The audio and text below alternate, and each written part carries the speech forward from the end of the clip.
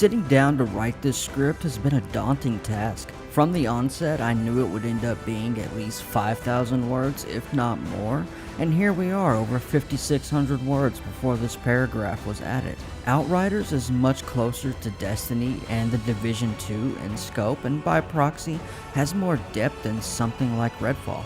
That being said, let's not delay and jump into this overview and look at why, yeah, I like Outriders. Development. Polish developer People Can Fly has been working on Outriders since 2015 while becoming independent after mutually parting with Epic Games. As reported in Jeff Cork's excellent article on Game Informer, Blazing a New Trail, studio head Sebastian Wojciechowski said it was a bit contrary to how we see People Can Fly and how we see the future of the studio, and we didn't want to remain an internal outsourced studio. We decided to chat about becoming independent, and it was great that Tim Sweeney and the other execs were supportive of this idea. In the middle of 2015, we became independent again. Later, creative director Bartosz Komita said even though we split from Epic, the collaboration was awesome. The experience we learned from them was great. We love this company, but we always wanted to do our own stuff. They shopped Outriders to various publishers, and Square Enix was ultimately enthusiastic about the team's vision for a co-op sci-fi looter shooter with RPG systems. Square Enix was so enthusiastic, they encouraged growth to make the scope of the game bigger. Bartosz Komita later went on to say, to be honest, we thought that we would grow by about twice. That was the planned version. The unplanned version was that the guys from Square would want to make this idea a little bit bigger, and little by little it grew to a lot bigger. It was two things in parallel. One was the scope of the game, which grew, and the company had to grow too to fulfill the needs we had for the production at that point. You could tell the passion was overflowing, and with the blessing from Square Enix, it was full steam ahead. The company was set to grow alongside the scope of the game. Outriders was finally announced at E3 2019. As reported by Fraser Brown for PC Gamer, Sebastian Wojciechowski said, Outriders is a game that we have been wanting to make for years. We're very happy to be working with Square Enix on this project, and it's a big undertaking for us, and the team has grown considerably to work on the Outriders project. With hype building and Square Enix heavily backing the game, a demo was released on February 25th, 2021. The demo was meant to build on the hype and give players a taste of the game's offerings and keep players' attention until release. It seemed like everything was going according to People Can Fly's plan, but something was set to spark the criticism, and it was big for detractors. As reported by Stephanie Nunnally-Jackson for VG 24/7, the connectivity issues stem from players joining too fast for the backend systems to scale in time with the sheer number of players. People Can Fly assures this shouldn't be the case when the game is fully released. Unfortunately, connectivity issues persisted throughout the demo and into the game's full release, with massive server instability leading to the mother of all turn it off and on agains, according to the Outriders official Twitter. I do have to commend People Can Fly on their transparency, since they were providing active updates during this time and continued to monitor server status and health. I can attest to this, as I was one of those day one players who was unable to play, anxiously anticipating when I would be able to dive back in. Despite the troubled launch, the game's player count remained high, as reported by Sean Prescott for PC Gamer, who said Outriders attracted 3.5 million unique players in April, and according to Square Enix, the series is on track to become the company's next major franchise. It wasn't all glamour though, as reported in the same article. The number is impressive, but it has no bearing on sales figures. Outriders was an Xbox Game Pass launch title on Xbox consoles, so I'd hazard a guess that a lot of players are coming from there. Meanwhile, there's a substantial free demo on all platforms, though it's unclear whether this figure includes those players. To break it all down, People Can Fly wants to develop their own IP and become independent. Square Enix wants to diversify and likes what People Can Fly is creating, and they need a publisher. Square Enix agreed to publish the game thinking it could be the next Destiny or The Division 2, so they pumped money into it and encouraged the growth of the studio to increase the scope of the game. Demo and full release are marred with connectivity issues, and even if we look past that, the player counts, although high, could be heavily inflated due to being offered on Xbox Game Pass and possible cross-contamination with demo numbers. With this finely woven path laid before us, let's get into the game specifics. Graphics.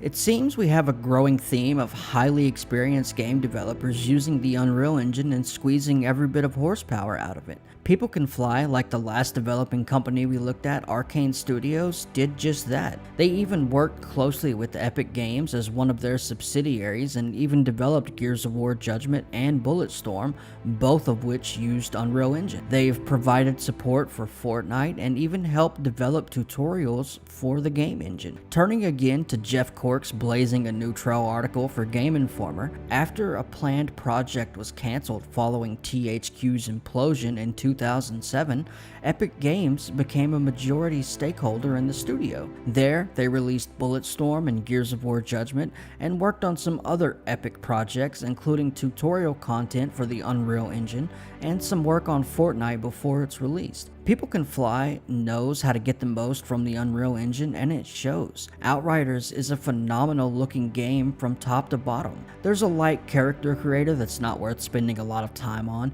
It provides few options, the bare minimum to be called customization really, and this could be a downside for many. It's not something that I mind too much since your character is rarely seen, but I do have my complaints. The lack of eye and hair color is a big limitation for me. Regardless of options, the characters are highly detailed before equipping a cavalcade of armor pieces including helmets, chest pieces, pants, gloves, and boots. From the onset, you can tell there's an immense amount of love poured into every piece of gear, from the beginning armor to the flashiest legendary. The legendary gear naturally looks the best, but no one wants to slay hordes of enemies and not look good while doing it, and the mundane gear achieves that also. I love the clear progression from the first pieces of armor to the legendary pieces. This is something you would expect from any looter shooter, but it's well represented here. Alongside the armor pieces, you also have the weapons, and while this is a small subjective complaint for me, it's one of my most noticed. The weapons looked oversized for the character's hands. It's something I've noticed since the demo, and no matter how many times I return to the game, I can't help but think about it. My own opinion aside, these weapons look awesome, and just like the armor pieces, the progression is clear, with the weapons going from being rusted to worn to having weapon skins across all weapon types and get flashier with every tier, to the legendary weapons, which literally look out of this world. The Outriders looks only grew when transmogrification was implemented with the future update. Transmogrification is just the ability to make any piece of gear look like another obtained piece of gear. Outriders also allows customization of your vehicle that you'll use to explore the world of Enoch. This is just for that extra bit of flair that adds to player agency and control, but it's only really used for fast travel. This customization also extends to your banner, which acts as fast travel anchor points across the bespoke maps. Aside from customizable facets of the game, the world of Enoch is devastatingly beautiful, fraught with destruction, death, and a society looking to make the most of the hand they were dealt, all while dealing with a never-ending war. Outriders' strong presentation and graphics are shown right off the bat. You begin in open fields of green grass, luscious trees, and beautiful waterfalls, and the world is swarming with wildlife. The paradise humanity was looking to colonize. Now, one of the most subdued elements of Outriders is the lighting. There's very little use of lighting tricks, including volumetric lighting, which is surprising to me. It's not game-breaking, not required, but normally Unreal Engine overemphasizes the use of lighting, volumetric or otherwise. The lighting is either bright and almost overexposed, to dusk-laden where war is rampant and smoke fills the sky, to dark and dreary. Regardless of the light you're engrossed in, there's this glossy look across everything that all games with Unreal Engine have. Speaking of things Unreal Engine is known for, the atmosphere is incredibly encompassing and something that helps pull you into the game. It helps create this healthy separation of the real world and the world of Enoch. It's seen from the first steps on the planet, and it's emphasized when roaming the forest shortly after. And the moon can be seen shining through the treetops overhead. The presentation bridges with the atmosphere when the anomaly storm is finally seen up close, as it rips up the land with fire and lightning strikes all around you, disintegrating humans into a flurry of red mist. This only continues when you're being chartered as a captive to no man's land, and bodies can be seen hanging from a connecting tunnel. Once you make it to no man's land, the sky is blood red, set ablaze with fires and plumes of smoke, and areas are disrupted with remnants of the anomaly storm. Devastatingly beautiful is the best way to describe Outriders. Of course, there are some downsides to visual quality as well. Indoor areas are extremely boring, with the majority of them looking generic and too similar with minor exceptions. They're mainly just generic industrial looking environments with some rubble here and there, nowhere near as exciting and thoughtful as the outdoor environments. I'm thankful most of the areas are outdoors and feel different enough, with the local architecture later in the game looking especially spectacular. Some of those minor indoor exceptions include areas such as an underground lab, which by itself isn't anything to talk about, but the environmental storytelling at the end is hauntingly beautiful. The underground lab was experimenting on an individual we'll talk about later, who turned on his subjugators, burned them to a crisp, and stabbed a piece of rebar through the head researcher's face. It's quite a sight to behold, but I think the accompanying cutscene ruins the mystery of the set piece, but that's beside the point. The diversity and most memorable views come from the different locations visited along your path toward the mysterious signal. Outriders has a lot of devastatingly beautiful visuals, and you can tell this world was meticulously crafted with love. Gameplay. The gameplay of Outriders is the most fascinating and exciting part of the game. It's the foundation that this piece of multimedia is built upon, and I believe the ultimate goal of People Can Fly. I love the gameplay loops and combat of this game, but I simultaneously hate it as well. It's one of the most energetic and frenetic combat systems. The first notable feature is the healing system of the Outriders classes. There are 4 classes: the Pyromancer, my main and personal favorite, the Technomancer, the Trickster, and finally the Devastator. The Pyromancer is the medium range torrential blaze who heals by defeating enemies they've marked with their skills. The Technomancer is the long range sniper support who heals by dealing damage to enemies. The Trickster is a close range space-time tornado who heals by defeating enemies in close range, and the Devastator is a close range earthquake that heals by defeating nearby enemies. Aside from the healing mechanics, the Outriders skills all have relatively short cooldowns, which encourages frequent use. Every class has this seemingly recommended order to use skills to achieve the best balance and ensure there's always one skill available, and every combat encounter is a puzzle that the player will need to solve to succeed. To me, this is what makes the game's combat so fun but so irritating. The strongest builds can be defeated just by taking the wrong approach. To Outriders' credit and many players' egos, the game gives you all the tools you need to succeed.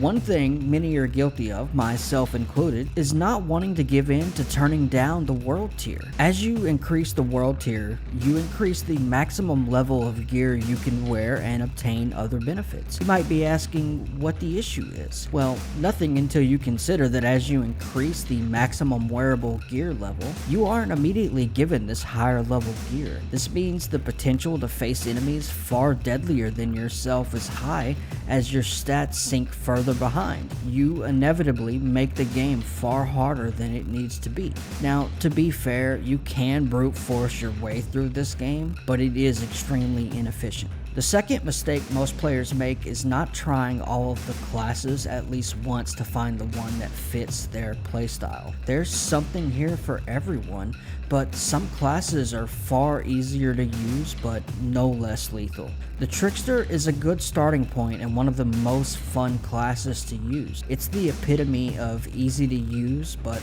hard to master. The Pyromancer, on the other hand, is hard to use from the beginning and hard to master. It's all down to the healing mechanic, only giving players a limited window to defeat marked enemies, and the starter skills are not the strongest. Despite this being one of the harder classes to use, I don't expect to receive a medal for maining the Pyromancer. I just like the idea of it, and I feel it's important to bring up. Outriders is a looter shooter, and as such, the main goal of the game is to collect better loot by defeating enemies, looting chests, and obtaining rewards. Outriders has some of the best build mechanics of any looter shooter I've ever played. Each class has 3 branches in their skill trees, one for firepower, one for anomaly power, and one for survivability. The skills you choose relate to the different skill trees. From here, the gear we choose impacts the stats of these branching skill trees. You get armor and weapons with stat increases to firepower, anomaly power, skills, life leech, health increases, maximum armor, and so on depending on the direction of your build. Aside from these stat increases, each piece of gear has mods on it that impact your playstyle further. These mods can be traded out with some limitations, but the stats can only ever be improved. These mechanics only get deeper when People Can Fly released Worldslayer, the first and only major DLC for Outriders. They introduced the Apocalypse tier gear and weapons, which has an extra mod slot for increased versatility. The downside is you can't trade out this third mod, so the grind for a god roll can be intense. They also introduced packs, skill trees, and ascension points, which further impact your selected playstyle. You want more firepower for your weapons or more anomaly power for your skills? The answer is yes. Now, you've put hours into your build and you're looking for somewhere to test those skills. After all,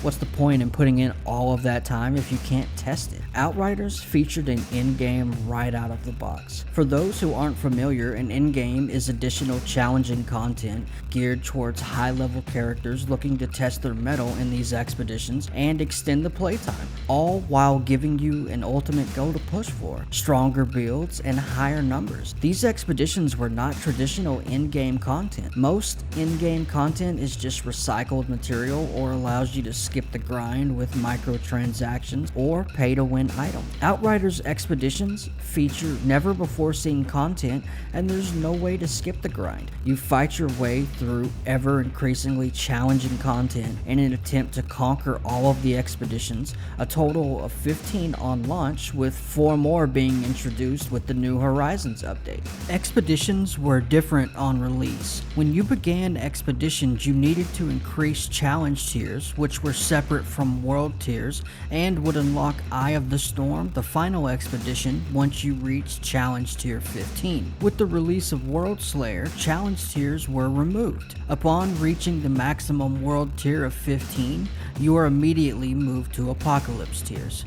Apocalypse tiers, introduced with Worldslayer, go to 40. Worldslayer also introduced a new in-game activity, the Trials of Tarja Gratar. It's a repeatable expedition where you fight your way through bosses in an attempt to go until you defeat the final boss or you're defeated. Outriders gives you a lot out of the box, and aside from complaints I've already mentioned, there's one other facet of the game I'm truly not a fan of. Here you have a game proudly screaming it's not a live service game. It has an in-game, out-of-the-box, hours of content, comprehensive build diversity, and a thoughtfully crafted combat and skill system. What could the issue be? Well, I've already alluded to it, and with the way the game was built, I don't think it was a necessity. Outriders is online only, and while I was recording the gameplay for this video, I happened to get kicked from the server and couldn't log back in for about 5 minutes. While this is only the second time that I've had connectivity issues, the first one being the initial issues at launch, this can still happen to anybody at any time. Also, meaning once the cost to maintain becomes too high, the servers will be shut down. Your purchase is null and void, and no one will be able to explore the fantastic product People Can Fly has built. Sound. Outriders hits hard. The sound never falters at every stage of the game. It's easy to understand when we examine the audio director Marcin Sartinsky, an industry titan who has worked on the likes of Painkiller, Gears of War Judgment, Bulletstorm, and Fortnite, according to a masterclass What's Up Conversations uploaded where he spoke to Marcin himself. It's fascinating listening to Marcin speak about how much he put himself in the locations and environments of Enoch. Marcin said, "You need to know the world you're working on. That's the idea. Therefore, you need to have a very good information flow with the designers because these are the guys who are creating the world. You need to know their thoughts and their vision." After spending more than 370 hours with the world of Outriders, it's clear to me Marcin knows what he's talking about here. It's something I would akin to method acting. Put yourself in the shoes of those looking to tame the world of Enoch, and even though they have modern weaponry and numbers, the world of Enoch is unforgiving. In a world of humans, Mother Nature always wins, and when you look at the devastation the anomaly storms have produced, you get the feeling Mother Nature is winning. Marcin states, "So the first stage is loads of talkings and loads of meetings, loads of talkings about how the world will look like. And I think this is huge. It shows the depths and bounds audio directors are willing to go to achieve the perfect environmental sound." And as Marcin continues to explain, when you know how the environment will look like, you know what to search in terms of audio. This is further explained when Marcin mentions the change of the environment from the dark, gloomy, and oppressive atmosphere of the anomaly-soaked forest to the desert locale. At the end of the game, we are going to have a desert, and the things will take place in the desert. Therefore, we completely need to change the mood. Marcin enriched himself in the environments of Enoch as much as humanly possible as he endeavored to pull forth this overarching soundscape that encapsulates the world People Can Fly was building. Marcin continues to explain, "I am a fan of investing many hours into the game's ambience. It allows the games to live and breathe. This approach extended to the sounds of the humans, creatures, and aliens inhabiting the world as well." Marcin declares, "Initially we took a very traditional approach, which means, we are going to put some stuff from the animals. We have loads of animals in the libraries. These animals sounded cool, but something was lacking. Something was not right." And he understood the creatures players were encountering were not traditional. They were mutated by the anomaly. So what can they do to change it for the better? Marcin suggested another traditional approach in the audio world. Take the animation of the animal, do something weird with your mouth, and run it through the post-processing chain. And this seems to have paid off. The sounds of the creatures are a thing of wonder to behold and resulted in one of the funniest things I've ever heard another human say. When working on the sound for the behemoth, Marcin had the second sound designer, Marcin Subcheck, working on this and was unhappy with the first few iterations. After reviewing the look of the behemoth, Marcin thought of a bull charging at him and told this grown man, "How about you doing a cow thing? How about you mooing?" How about you mooing? So Marcin Subcheck had the same thought many of us would. But why? Regardless of his apprehension, he agreed the final result turned out phenomenal, and the majority of the creature sounds were created by humans speaking gibberish into a mic, running it through post-processing, and adjusting levels. Marcin wanted players to be able to distinguish between the different sounds creatures were making. He wanted players to be able to hear a creature and say, "Yeah, that's a Perfuro." More so if you were fighting a Perfuro, for instance, and you heard that iconic sound from the behemoth, that moo, off screen, he wanted players to go, "Okay, I need to turn," or "I need to dodge." Marcin explains their goals were to make things sound interesting and communicate to players the battle situation through secondary audio channels. It's fascinating to listen to Marcin explain the processes and thoughts behind the sound of the creatures and the world in general. It can be so easy for us to take these things for granted, but to see the passion and think about the hours that must have gone into one creature on Enoch, it's hard to fathom but appreciate it. Now, if we're going to tame Enoch, we need weapons and lots of them.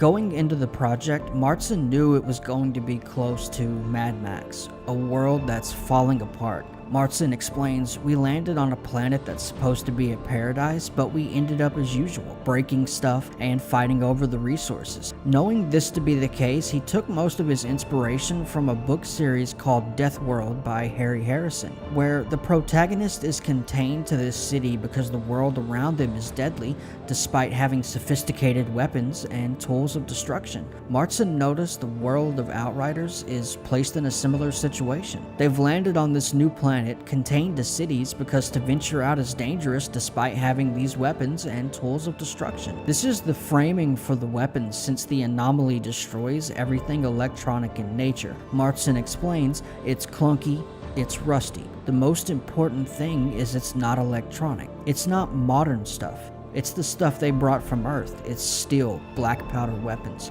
He wanted to give the weapons that clunkiness, worn out feeling. The feeling that when you're shooting a pistol, it's a powerful sound, but it's not clean.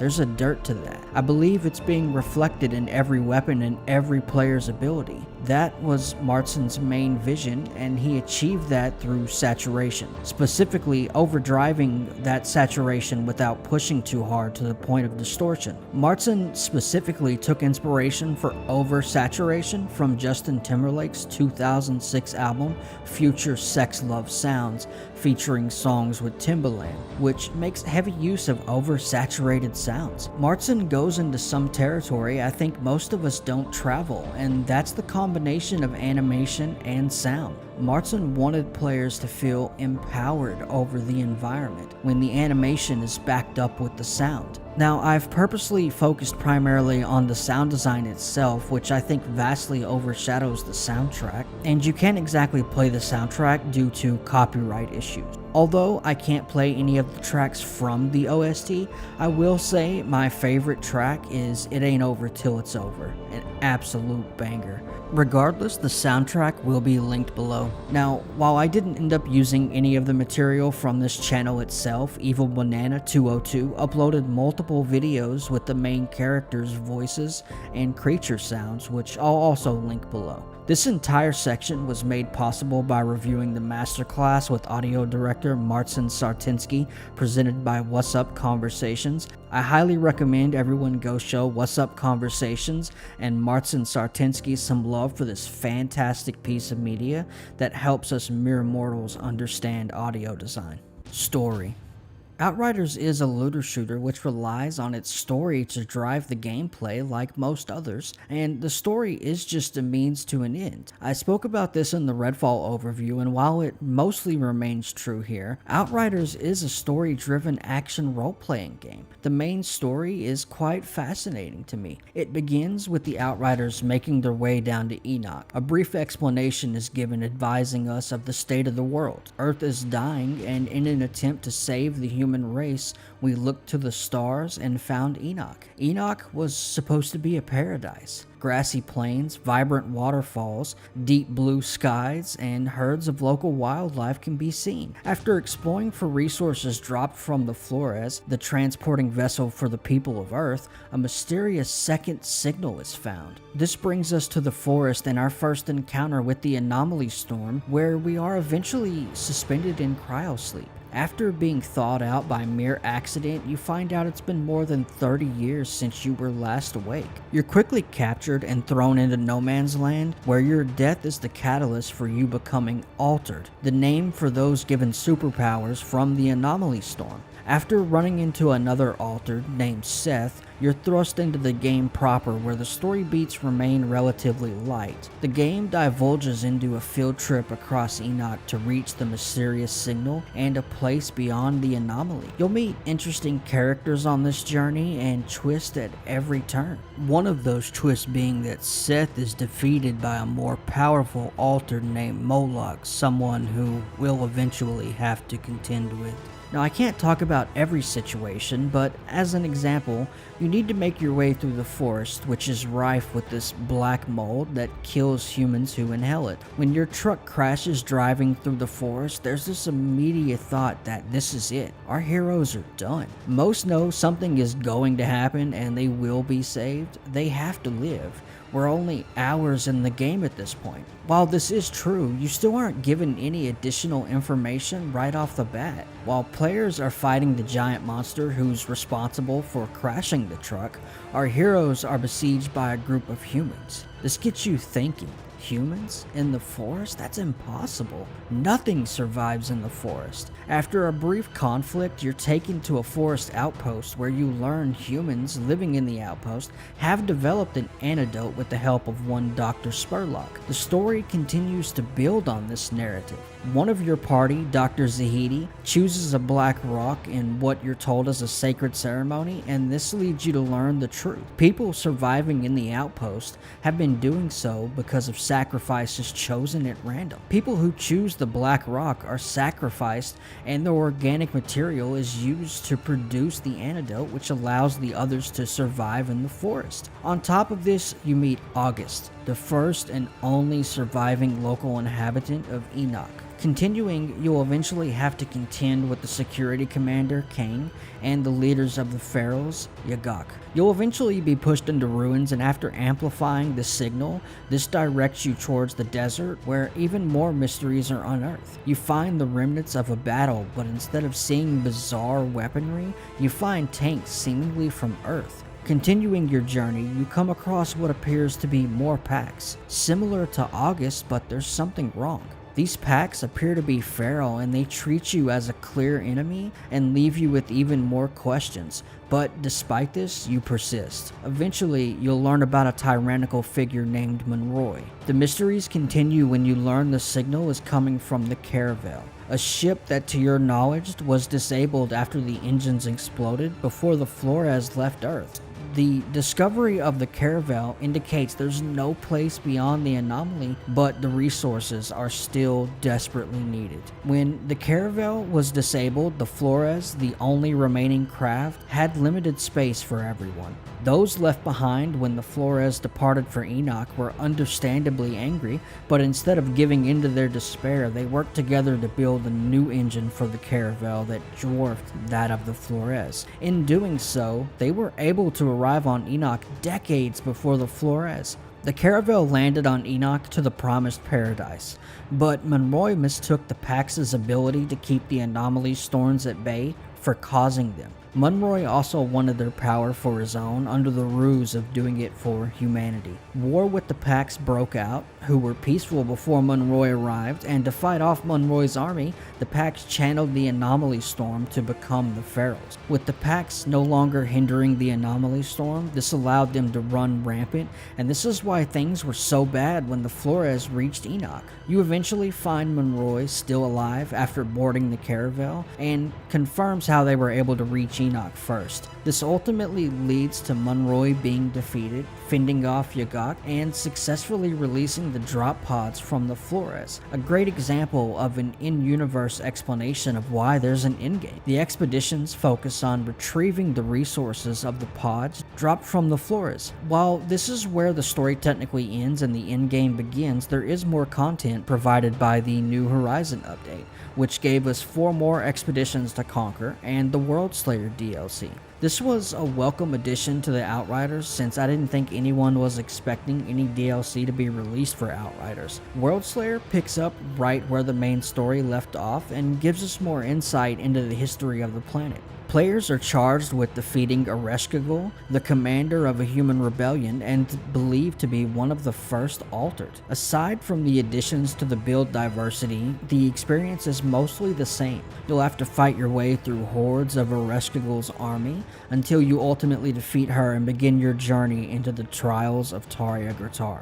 But leveled, you might say. What is this Taria Gratar, and how do I get you to stop talking about it? Taria Gratar is the name of the ancient city you venture into on your way through Worldslayer. The story isn't the most interesting part of the DLC though. This belongs to the cave drawings you find foretelling the arrival of the Outriders on Enoch.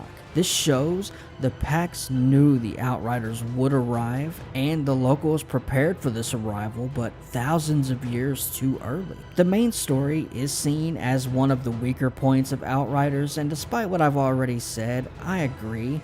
While I do think it has some fascinating moments, and it is stronger than most looter shooters, it's just a springboard for the gameplay. You could still skip all of the cutscenes and walk away with effectively the same experience as someone who sits through all of them. Conclusion. Outriders is a game that has left many players divided since its release. The technical issues caused a lot of players to leave the game, but there were those who stuck around. And then there were those who came back when new Horizon and Worldslayer were released. All of their opinions are valid, but despite all the struggles, Outriders has managed to continue flourishing. Its Metacritic score is mixed or average with a 70% rating and has a user score of 5.9%. Despite these scores, I firmly believe that Outriders still has a lot to offer. The base game is priced at $20 and the complete edition was released on February 8th, 2024 for $30, which includes the base game with all current updates, Hell's Rangers pre-order content, and the Worldslayer DLC, which is well worth the money. Even if you opt for the base game, you'll get hours of enjoyable gameplay thanks to the comprehensive build and combat mechanics. You'll engage in thrilling battles and fight your way through to the in-game activities. So why wait? Grab your copy of Outriders today and get ready for an unforgettable gaming experience. Now, I'd like to go off script and follow up by letting everyone know I love taking the time to research, record the gameplay, the voiceover, and then edit this content, but it does take a long time to put together. I have a whole new appreciation for people who do this full time. But if you liked the video, take the time to share, like, comment, and subscribe. Stay leveled for the endgame, and remember, you can remove toxic by healing.